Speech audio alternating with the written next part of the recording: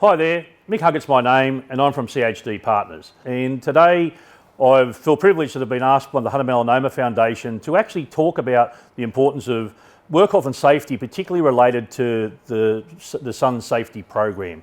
So the thing from my point of view is we've been working in and around small to medium business for about the last 17 years, and that's about helping them build some work health and safety programs, policies and procedures and training to help protect the business and also to protect the staff. So today we're going to talk about a couple of things, or two particular areas: what's an employer responsibility and then what are the employee's responsibilities. Employee responsibilities. What tends to happen in this day and age is employees feel that it's the employer's responsibility to look after them. Whilst in some ways that's correct, under the legislation that changed in 2011, what it actually said was that workers, who are both employees and contractors, now have a responsibility as well. So what does that really mean? What it means is that your organisation should have a policy in place around looking after you from a sun safety point of view and giving you some guidance around how to protect yourself and keep yourself safe out in the sun. Some sort of risk assessment to determine when we do or don't sort of particularly work, and what are some of those areas that we might need to consider when we're working. And then some guidelines around how we sort of do that and some training for us over a period of time.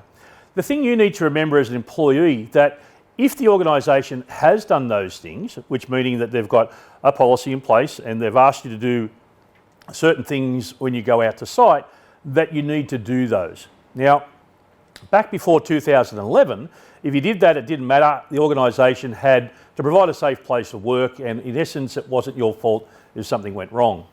Under today's legislation, you are held responsible, and as an employee, you can actually be breached a fine at the moment in New South Wales up to about $57,000 for breaching the work health and safety legislation.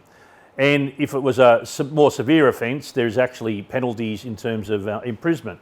Now, we're not suggesting that's going to occur necessarily for not applying some sunscreen or the like, but just be aware that as an employee, you need to make sure that you follow those procedures that are put in place by the organisation.